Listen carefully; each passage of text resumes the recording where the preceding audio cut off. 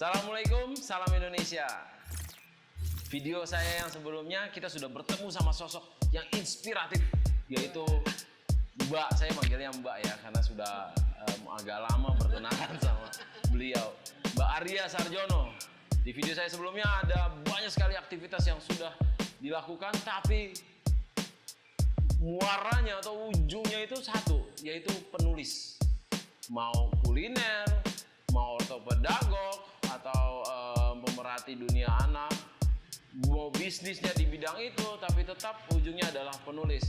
Makanya menurut saya juga wajib kita membahas soal karya tulisnya. Ini dia novelnya yang sudah terbit di Gramedia ya. Jadi novelnya adalah The Beautiful Flow. Beautiful Flow. Nah, ini kita mulai dari depan, tulisan depannya. Kenapa memilih bahasa Inggris, Mbak Arya? Awalnya tuh sebenarnya kan judulnya bahasa Indonesia. Oh, yang Mbak Arya sarankan ya? Bunga Cumbuan Kejora. Bunga Cumbuan Kejora. Cuman editor kurang setuju dengan judul itu karena representasi ya. Iya representasi. Dari isinya tuh tidak menggambarkan judul itu gitu. Jadi akhirnya The Beautiful Flow. Apa arti The Beautiful? Ini kan noda yang indah gitu ya. Oh, noda yang dalam indah. bahasa Indonesia rasanya kurang tepat. Karena kesan dari novel ini kan tidak ada sesuatu yang sempurna dalam kehidupan ini, seperti itu. Sehingga noda aja sesuatu yang tidak mungkin orang tidak lihat, itu jadi sesuatu yang sangat indah gitu ya. Substansinya itu tidak ada sesuatu yang sangat indah, yang benar-benar sempurna. Yang benar-benar sempurna. Noda seorang noda pun bisa juga indah gitu. Mungkin dari sudut pandang yang lain jadi indah, dari sudut pandang yang ininya. Nah, oke. Kita lanjut ke gambarnya yang ada karena gini ya, kawan Nusantara.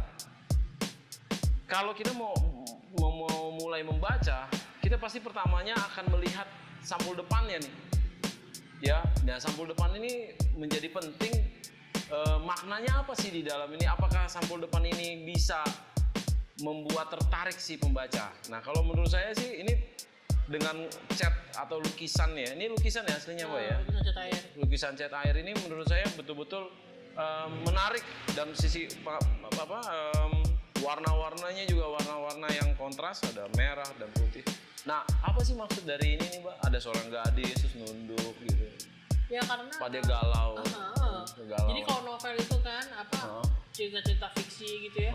Bagusnya kan memang yang menggambarkan tuh cover itu kegalauan ilustrasinya kayak gitu. Beda dengan kalau majalah foto itu, jadi kalau majalah kan foto ya jelas gitu kan. Kalau kayak gini kan kayaknya harus samar-samar. Harus samar-samar ya. Jadi biar pembaca tuh mengira-ngira dan sebagainya. Ini lukisan asli, Mbak?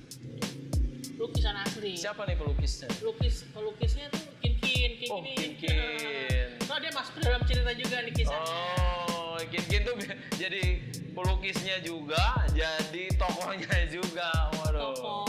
Oke. Pendamping lah ya. Iya.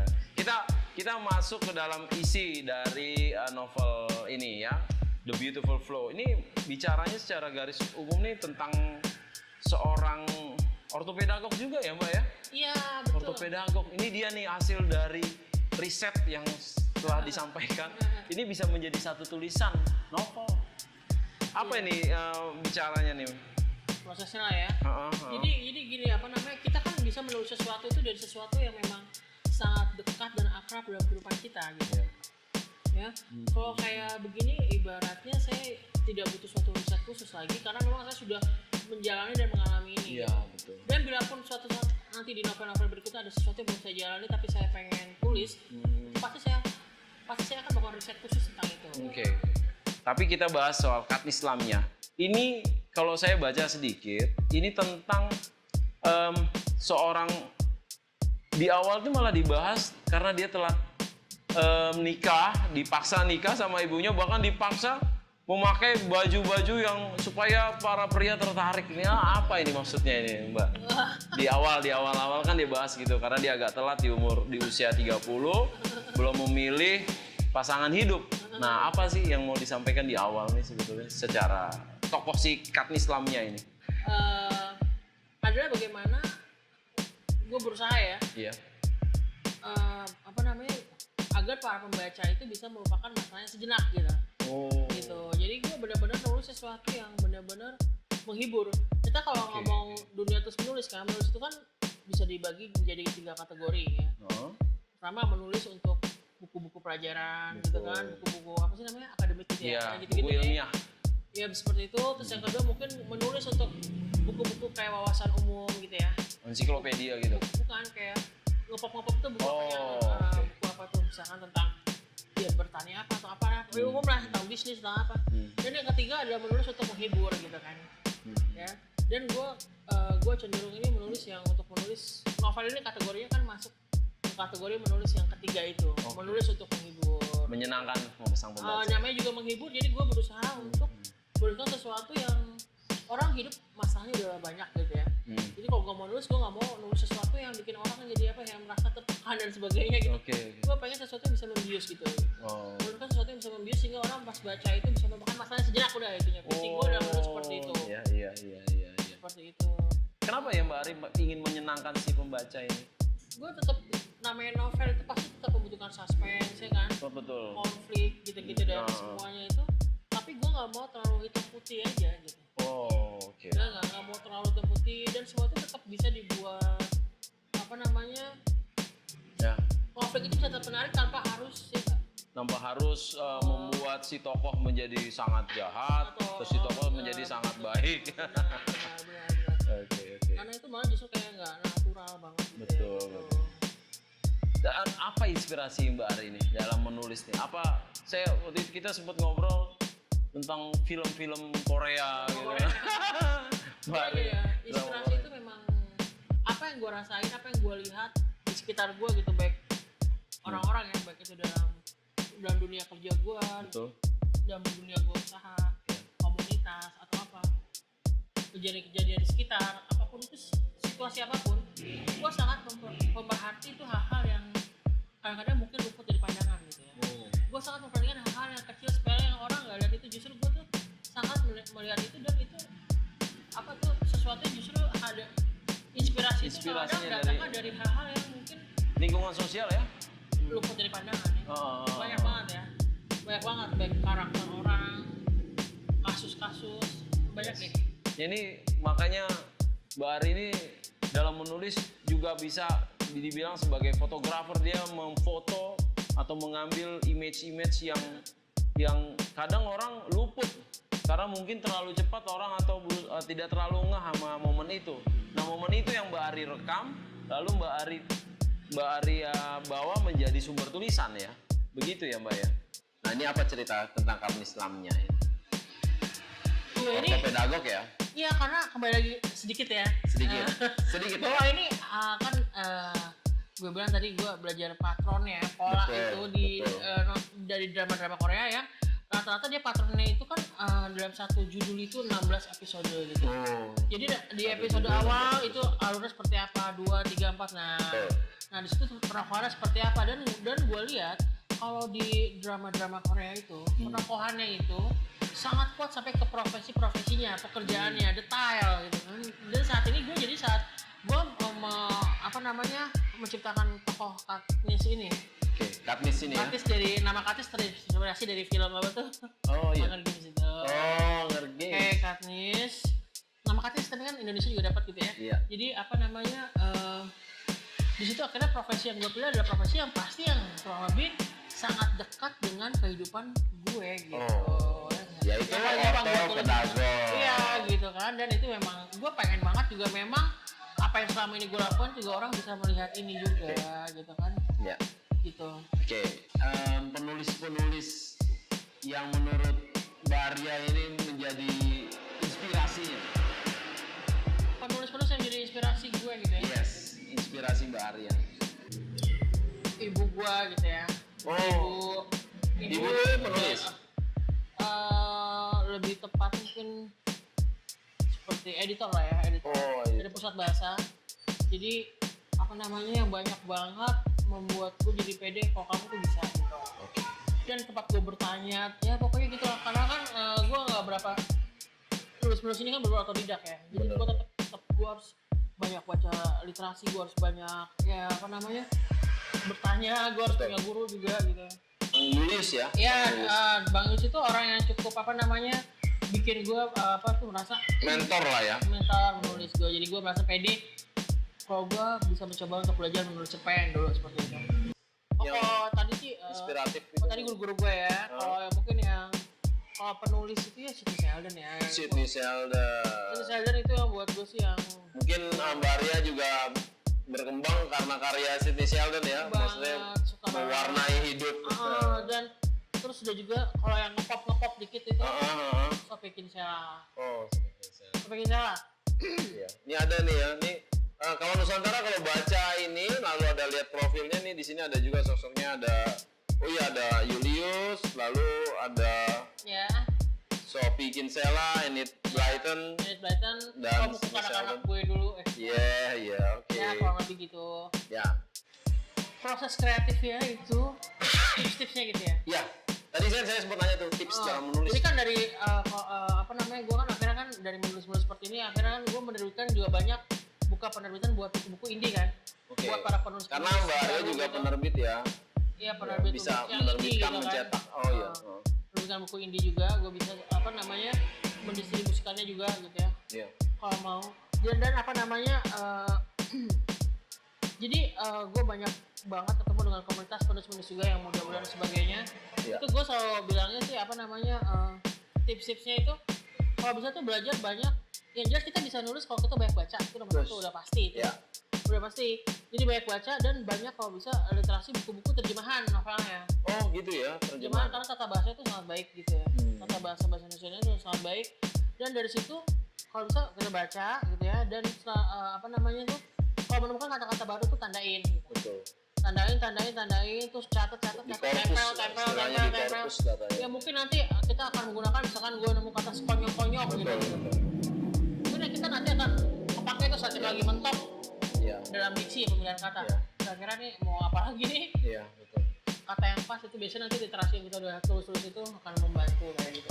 Itu dia kawan Nusantara. Tentang proses kreatif itu bisa menjadi bahan pembelajaran yang sangat penting yang kita ambil dari seorang Mbak Arya. Ya, jadi jangan lupa membaca sudah pasti mendukung kegiatan menulis secara langsung, tadi sudah diamanahkan sama Mbak Arya. Dan lalu apabila menemukan kosakata baru, jadi kawan-kawan Nusantara bisa langsung mungkin memberikan tanda pada kata itu dan juga melihat atau mencari arti dan maknanya, karena kosakata baru itu bisa menambah wawasan pembendaharaan kata kita. Betul. Ya, terima kasih Mbak Arya. Ini adalah sosok yang sangat inspiratif. Ya, semoga kawan Nusantara banyak mendapatkan pembelajaran dari video ini. Dan sepertinya kita harus akhiri pertemuan kita dan diskusi tentang buku. Tapi jangan lupa beli ya buku ini, ada online-nya, ada offline-nya langsung ke toko buku Gramedia. Online-nya bisa ada di beberapa aplikasi ya Mbak ya. Goodreads gitu-gitu ya. Goodreads juga ada. Jadi ntar tinggal ketik The Beautiful Flow. Pesan-pesannya untuk kawan-kawan Nusantara yang mau memulai belajar menulis, lalu juga mau memulai belajar bisnis. Karena sosok ini adalah novelis berbisnis, multi talent. Silakan Mbak Arya, apa yang mau disampaikan ke kawan Nusantara? Ini terlalu berlebihan sekali ya Pak, terlalu berlebihan sekali. Silakan Mbak Arya. Ya pokoknya intinya sih, hidup itu sendiri buat saya buat gue nih. Itu beberapa proses belajar yang mungkin tidak akan pernah ada hentinya gitu ya. Iya.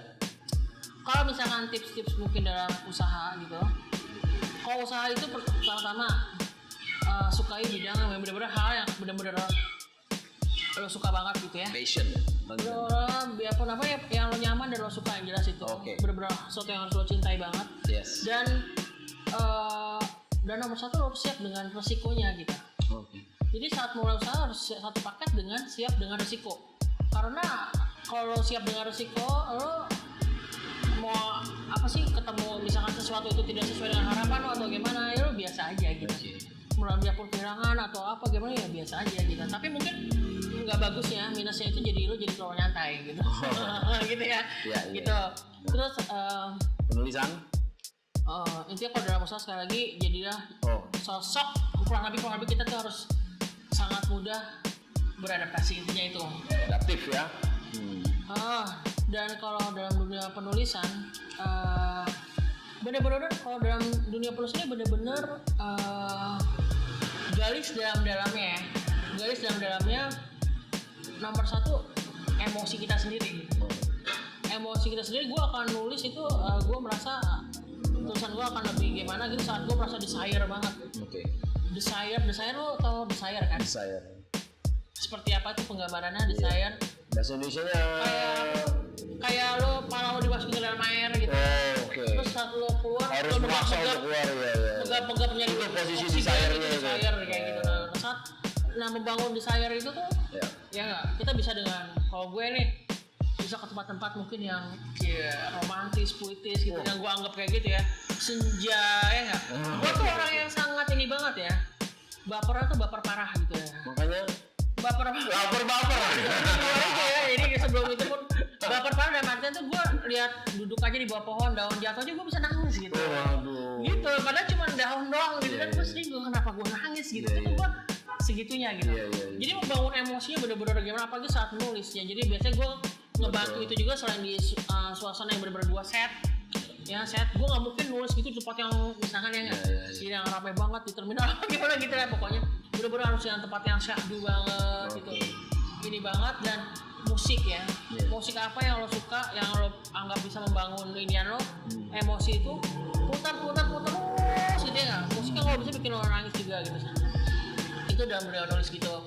Dan banyakin referensi ya, jadi menulis itu sendiri kan apa, menulis sesuatu yang sebenarnya tuh pendek tapi berdasarkan dari pengalaman yang sangat panjang gitu kan, sebenarnya gitu ya. Jadi referensi itu bisa bacaan, bisa lingkungan, bisa pengalaman dan semuanya, dan semua itu benar-benar harus terkoneksi. Betul. Yang penting bagaimana kita tuh dalam menulis memiliki kontrol ide gitu ya. Kontrol ide sebenarnya menulis apa, jadi apapun nanti yang masuk ke situ itu masih on the track dengan ide itu. Jangan terlalu liar dan keluar konteks. Biarpun sebenarnya kita mau mainin flashback atau gimana dan sebagainya, itu harus tetap kontrol ide itu harusnya tetap benar-benar diperhatikan banget. Dan kalau dalam menulis juga kita juga harus memperhatikan tentang logika bahasa dan logika cerita. Logika bahasa, lo nulis kalimat kayak gini sebenarnya secara logika nih kalimat lo maksudnya mau ngomong apa sih gitu kan. Betul. Terus logika cerita sendiri nih, jangan sampai gini, kita kan kalau bisa nih fiksi ini adalah fakta yang difiksikan gitu ya. Jadi fiksi itu sendiri kan beda dengan hal yang fiktif gitu ya. Fiksi sendiri harus masuk ke dalam fiksi logika, harus bukan logis. Fiktif ya, kalau fiktif benar. Jadi fiksi itu sendiri harus logis gitu. Jadi semakin mirip dengan fakta itu semakin bagus gitu kan gitu. Dan jangan pernah lupa untuk banyak terus membaca gitu. Bahkan kalau bisa ya banyak-banyak nonton drama Korea kali ya. Jujur aja gue memiliki ribuan judul drama Korea, drama Asia, baik itu Korea, Jepang, Thailand. Wah itu sampai berapa kontainer gitu.